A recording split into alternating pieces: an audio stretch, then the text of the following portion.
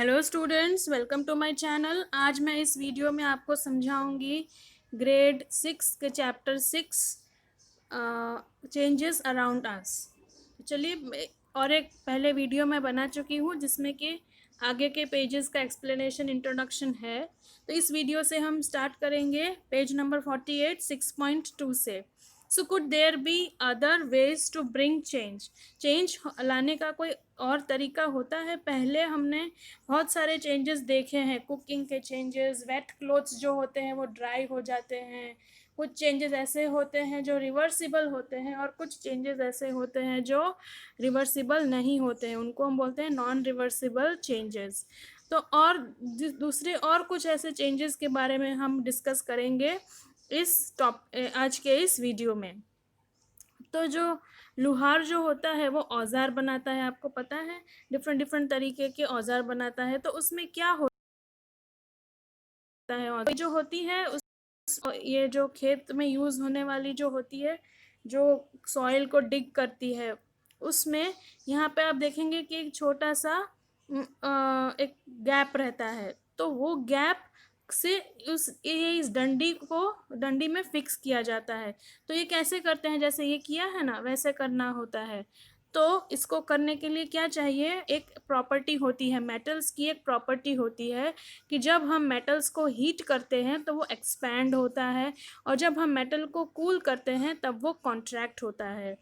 तो ये जो आयरन का जो खोदने के लिए बनाया गया है जो स्ट्रक्चर, उसकी जो ये सेंटर की जो रिंग है उसको थोड़ा सा वुडन के जो लकड़ी होती है उससे थोड़ा सा छोटा बनाया जाता है, और फिर उसको हीट किया जाता है। हीट से वो मेटल एक्सपैंड होता है और फिर उसमें लकड़ी फिट कर दी जाती है। फिर उस पर पानी डाल दिया जाता है तो क्या हो जाता है, वो कॉन्ट्रैक्ट हो जाता है, मेटल जो है वो सिकुड़ जाता है, कॉन्ट्रैक्ट हो जाता है, और लकड़ी का जो हैंडल है उसमें एकदम टाइट फिट हो जाता है। क्योंकि ये खोदने के लिए काम आता है, उसको ज़रा भी ढीला नहीं होना है, क्योंकि अगर वो ढीला होगा तो वो काम करते टाइम निकल जाएगा, तो ऐसा नहीं चाहिए। इसलिए इस मेथड से उसको फिक्स किया जाता है इस तरीके से कि वो लूज़ होके निकल नहीं पाए। तो ये मेथड यूज़ होता है। तो ये जो चेंज हुआ वो कैसा चेंज हुआ, अगर हम मेटल को वापस हीट करेंगे तो लकड़ी में से वापस निकाल पाएंगे। तो ये चेंज हुआ वो रिवर्सिबल चेंज हुआ। तो ऐसा ही टाइप का मैकेनिज्म होता है वुडन व्हील्स बनाने में। वुडन व्हील जो होते हैं ना वो बहुत ही इतने स्ट्रांग नहीं होते हैं, वो जल्दी से ख़राब हो सकते हैं, तो इसलिए उनके साइड्स में एक मेटल की रिम लगाई जाती है। रिम मतलब जो साइड में मेटल लगाया जाता है उसको रिम कहते हैं। यहाँ पे जो टेक्स्ट बुक में डायग्राम है ना आपके, ये वाला जो है उसे रिम कहेंगे, जो ये है वो रिम है। तो ये वुडन व्हील है, उस पे ये रिम लगाई जाती है ताकि वो वुडन व्हील में स्ट्रेंथ आए। तो ये कैसे लगाई जाती है, ये भी वैसी तरीके से लगाई जाती है। रिम जो है वो वुडन व्हील से थोड़ी सी छोटी बनाते हैं, हीट करते हैं और उस व्हील में उसको फिक्स कर देते हैं। तो इस तरीके से ये पूरा जो प्रोसेस है वो होता है। तो ये चेंज भी रिवर्सिबल चेंज है, वापस मेटल को हीट करेंगे वो लूज़ हो जाएगा और निकल सकता है। तो इस टाइप के चेंजेस को बोलेंगे रिवर्सिबल चेंज। आपने देखा होगा कि आपके घर में जब हम आइस पानी का ग्लास जब बाहर फ्रीज़र में से और उसको थोड़ी देर के लिए बाहर छोड़ देते हैं तो उसके साइड्स में जो है वो वाटर ड्रॉपलेट्स बनना शुरू हो जाता है। क्यों शुरू हो जाता है, क्योंकि हमारे एनवायरनमेंट में वाटर वेपर बहुत सारे प्रेजेंट रहते हैं। जब वो एनवायरनमेंट के वाटर वेपर ये कूल ग्लास के कांटेक्ट में आते हैं ना, तो उसके ऊपर वो सेट होने लगते हैं, लिक्विड बन के उसके ऊपर सेट होने लगते हैं क्योंकि वो कूल है। तो जब वेपर कूल करते हैं तो वो लिक्विड बन जाता है। तो वेपर जो एनवायरनमेंट में है उसको कूल ग्लास मिला, उसके कांटेक्ट में आया, तो वो वाटर बन के उस ग्लास के ऊपर रह जाते हैं। तो ये भी एक चेंज है जिसको बोलेंगे रिवर्सिबल चेंज, क्योंकि पानी जो है वो वापस वेपर बन सकता है और वेपर वाला पानी जो है वो वापस लिक्विड बन सकता है। इस टाइप के चेंजेस को बोलेंगे रिवर्सिबल चेंजेस। तो अभी जो है ये भूजो जो है वो सोच रहा है कि जो रोड कंस्ट्रक्शन करते हैं ना, उसके लिए ब्लैक मटेरियल यूज़ करते हैं। उस आपने कभी देखा होगा कि उसको बनाने के लिए उस ब्लैक मटेरियल को एक बहुत ही बड़े ट्रंक में उसको गर्म किया जाता है। वो लिक्विड होता है, वो बहुत ही स्टिकी लिक्विड होता है। तो फिर जब स्टोन्स बिछाते हैं तो उसके ऊपर वो स्प्रे करके फिर उससे रोड बनता है।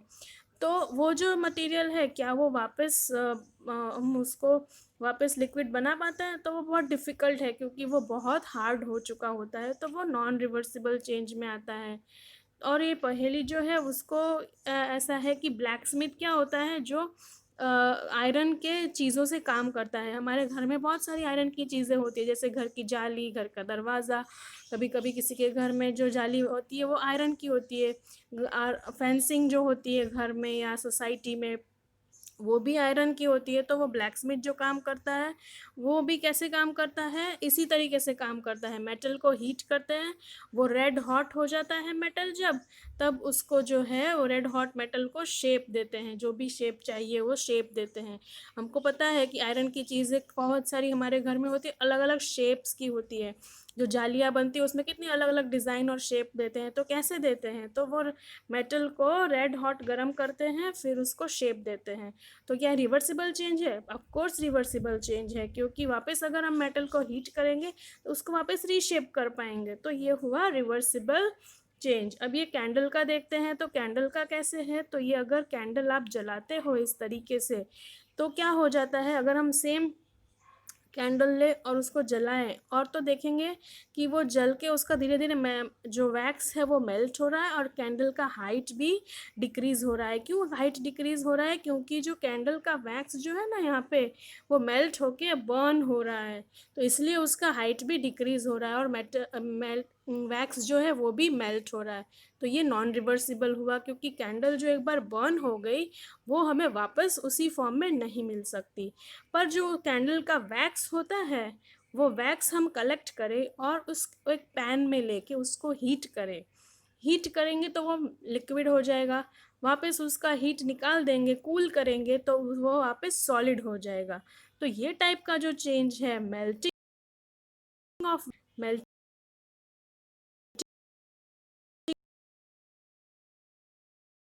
ऑफ कन्वर्ट कर सकते हो। पर बर्निंग ऑफ कैंडल जो है वो नॉन रिवर्सिबल चेंज में आता है, उसको हम वापस ओरिजिनल फॉर्म में नहीं ला सकते हैं।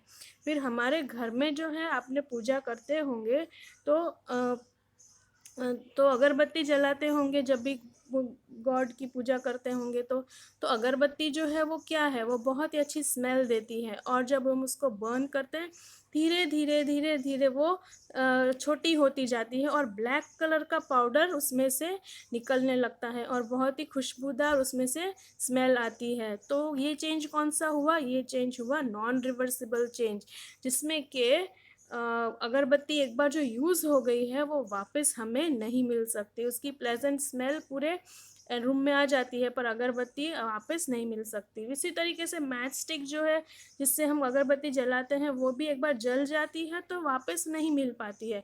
तो वो कौन से चेंज हुए? Non reversible change. तो ये है difference between the reversible and the non reversible change. तो यहाँ पे अब देखेंगे हम,